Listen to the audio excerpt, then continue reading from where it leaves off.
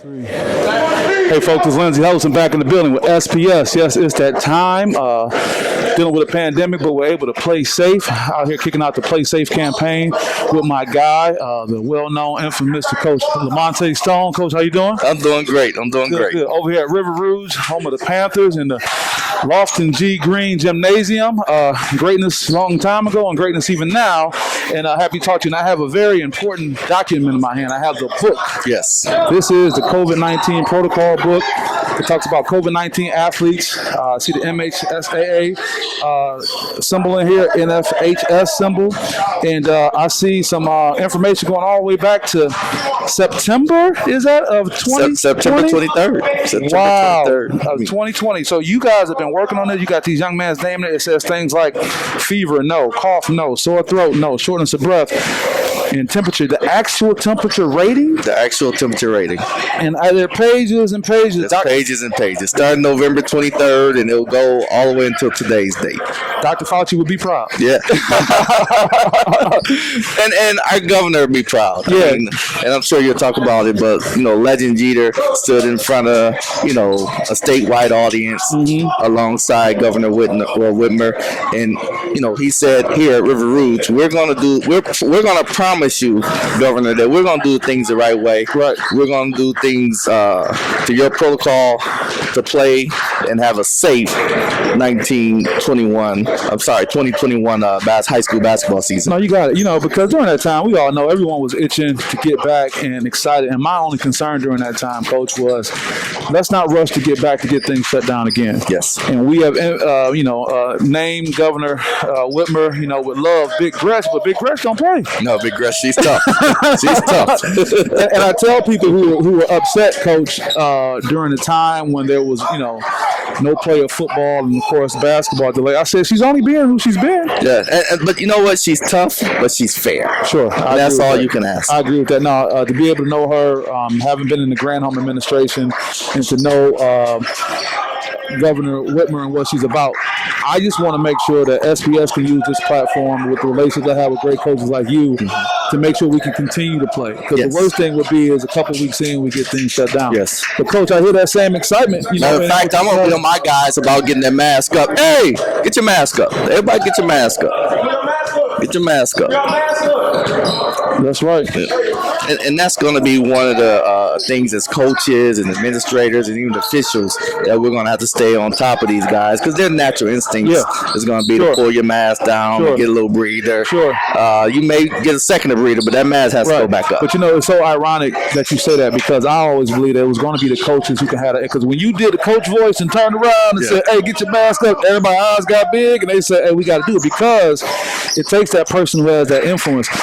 Tell me what you think it's going to be like for high school basketball in the state of Michigan with this COVID season. What do you foresee it being like? I can look at our program, and I'm sure our program is no different than any other program. I mean, and you mentioned it, the coaches, the administrators, we have to set the tone. Yeah. And if we set the tone, most of the times the kids are going to follow. So I'm going to do my job. I'm going to do the best in my possible way of, making sure the kids are not only wearing your mask in practice, but in school. Yeah, because all my kids are, we're hybrid. Most of our kids in our district come 2 days a week. What the hybrid is? Yeah, hybrid is what we do here at River Rouge. If you're an East Side kid, you may come Monday and Tuesday. If you're a West Side local downriver kid, you may come Thursday and Friday, and Wednesday is the cleanup day. So it's based on geography. It's based on where you live, exactly. Okay. But what I did with my kids in my program, our kids come to school every single day. They come every day. They come every day. Wow. And in the midst of them coming every day, I tell them to be conscious of where you're sitting.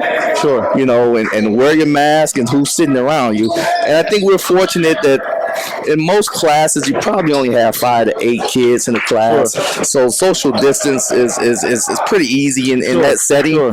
But I tell them, if you want to play a whole season, you have to be cautious. Sure. You can't go outside. You can't go to the movies. You can't go to dinner for 6 weeks. Sure. You have sacrificed your livelihood for 6 weeks to play this game of basketball. Right. And that's amazing, because a lot of people don't want to adhere to that, or they'll say now, but then we know when they go outside this community or outside of that, they got their home life. They got other people who aren't playing basketball at River Rouge, who aren't trying to compete for a state championship, who don't have a coach Lamonta Stone, or assistant coach Todd Bergen, or others to be able to say, hey, this is what we need to focus on. Okay. So how do you get that influence to go into the community, Coach Stone?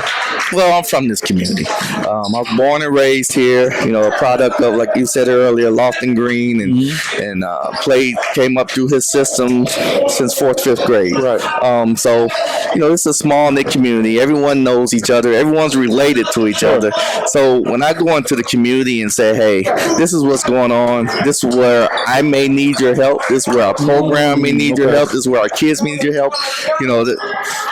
There's no issues there. Coach, is that all you need? Yeah, what else you need? Now let's compare that, Coach Stone. You being a pillar in this community. Let's not kid ourselves. I mean, I know you personally, but we know that you have that kind of standing here. What about the coach who is a new coach, a couple seasons in, and all that? Coach, good to see you, baby. So, Coach Corey Parker right there, finalists in the state championship. So good to see him. The culture is set. Yep. That's it. But tell me this. What about a coach that doesn't have that kind of standing? Because that for every Lamonta Stone, there's a new guy. Who's kind of getting to know things. What advice can you give them to be able to keep the community in check when it comes to? They're saying it's going to be up to officials, administrators, and the coaches. So if you look in the stand and you see people who aren't following the protocol and doing certain things, what advice do you give to that coach to be able to manage that? Well, you know what I do, and I talk to a number of the younger coaches. I was that younger coach just a couple years ago. Just a few years ago? Not too long ago. Right. But no, what I do is I tell those guys, just like I had to learn to do it, go to as many meetings as you can, where there's school board meetings, where there's town hall meetings, anything that's going on in the community, be involved in it. Right. I remember growing up and, my first stint here, Kiwanis Club was big here. Oh, wow, the Kiwanis Club. So I would go to all the Kiwanis Club meetings. And those are open to the public. They're posted. Yep. If I remember, between that and the Rotary, you could that's posted on your schedule, and they welcome that. Yeah, so I did all that when I was a younger guy. And I still do it to this point. And I go to the school board meetings, and I go to the town hall meetings here in town. And you have to do those things. And the more you're visible, the more people become more comfortable with you. Oh, man. And particularly if you're a new guy in town. Oh, that's some great advice. Yep. I like that because it's telling you what you can do, and it kind of allows them to break outside the mold. And I guess it's not just about being in the gym. You got to be out in the community. Yep. So going further, let's talk about your season and what your guys are looking like. Well, here at River Rouge, there's 14 state championship banners hanging above us. So this job, I tell everyone, this job is not for everyone. Sure. Yeah. It's and we got it back to the point where it's almost state championship or bust every year. Right. And football and basketball. And a lot of coaches can't handle that. Right.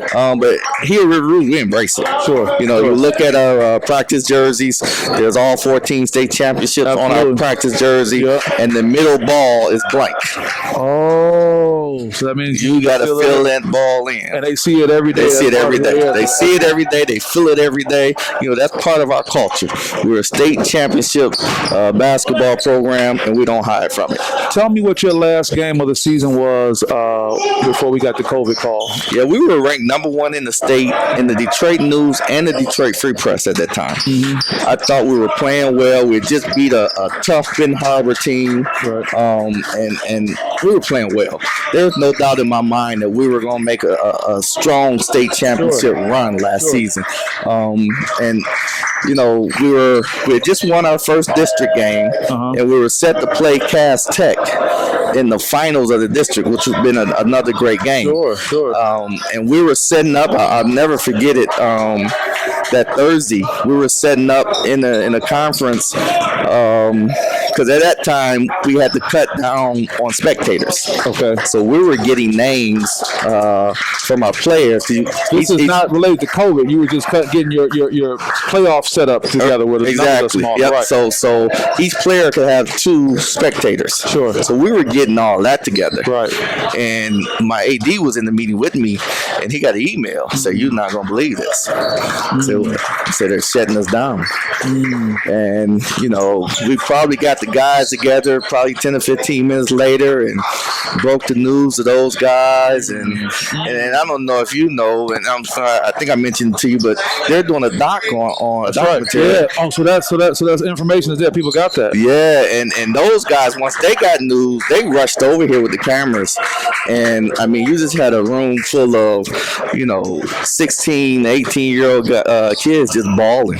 Wow. I mean, because they felt that this was the year. Sure, this was time. All that hard work was paying off and all that. Yep. So when you fast forward, Coach, from that experience to the back and forth, and finally getting to this point where you got 6 weeks to play, talk about what the landscape looks like with high school basketball. And I know, extremely humble guy, you have no problem giving props to other programs and what you see.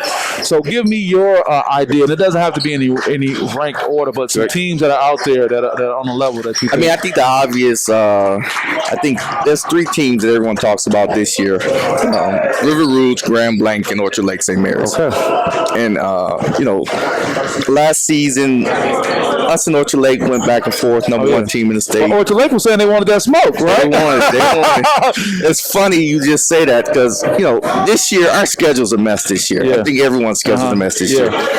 Before I walked in here, I had my phone on me. I just text Orchard Lake St. Mary's coach about a date, asking him to come play River Rouge. Right. And so you getting there. Exclusive right here. Shout out to Kareem Rozier, my young guy, nephew over there. So you're waiting to check your phone to see if you get a confirmation. I'm waiting on a confirmation. Woo. If he would have texted me that, it would have took me 2 seconds to even text him back. Come on with it. No so more likely that's going to happen because that'll be what we want to see and whatever, whatnot. So tell me, when you hear 6 weeks compared to the traditional schedule, what does that look like, you think, or how does that make you feel, that condensed nature of that schedule? You know what? I'm just so happy that the kids get an opportunity to play. So whether it's 4 weeks, 6 weeks, at this point, just make it work. I give you an example, like Legend Jeter. Yes, shout out to Legend. Legend was getting pulled all kind of directions, prep schools out of state, public schools out of state, out there and in Vegas, and I'm sure it was tempting. Sure. It had to be tempting. Sure. Because he didn't know what his fate was going into his senior year. And everyone's telling him at that point, you guys aren't playing. Right. It's just, formality. It'll come out that you guys aren't playing. Right. So come over here now. Yeah. And to the Legend's credit, to the young man he is, he took a leap on faith. Said, no, I'm going to stay here in River Rouge. This is community that I was raised in. This is community that has supported me to this point, and I'm not bailing on this community. Let me add something to that. Now, speaking of coach, Hall of Fame coach that great friends with, Tom Izzo. Back when Alabama won the state championship, the national championship, we were asking him about that, and he talked about the culture of that program that had players coming back to play another year when they could have easily gone to the draft. Legend, as he just walked past, could have easily just went somewhere and been taken care of. What does that say about the culture? And Corey Parker talked about that at the state championship game.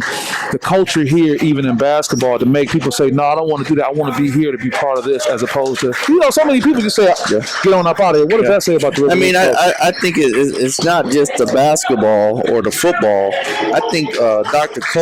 Derek Coleman, has done an amazing job of the culture within the school district, the River Rouge School District. And basketball and football just feed off of what he has established. Because we don't have to say names. There are so many programs where it's splintered. It's just the basketball program, and then it's the school, the football. But you're saying it's a community. It's a community, and like you say, Corey has got that football program to the point where it's not quite where we are, but he's getting there. Yeah, and in another year or two, it's going to be a thing where River Rouge basketball and River Rouge football are going to be mentioned every year as a team that could possibly win a state championship. Yeah, and I can just see the competition between you guys saying, hey, we go win one, what you going to do? And I remember being there at Ford Field talking to Corey after the game, and actually the video we did got a lot of movement. You were right there with it, holding it down.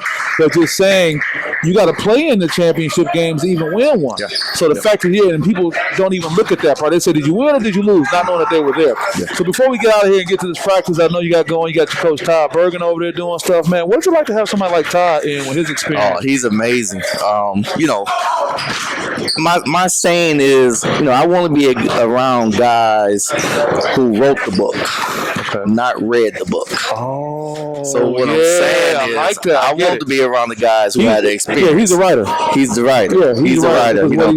He's played it in a program like this at Pershing. That's right. When they were trying to win championships every year. When he was around. They were looking like a college team when they played us. So every four, they were like, man, look at these dudes, right? And then he leaves Pershing and goes to Syracuse. I mean, where else can you go? One of the blue bloods.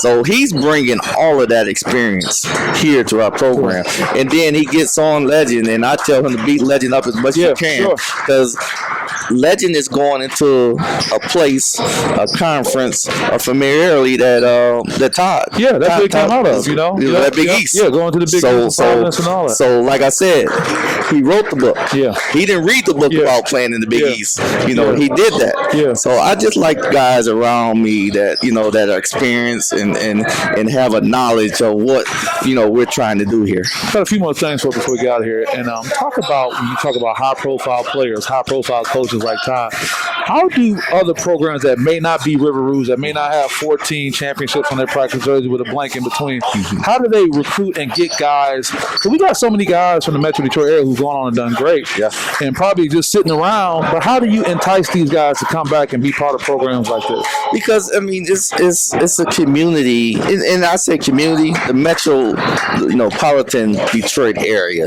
is one big, huge community.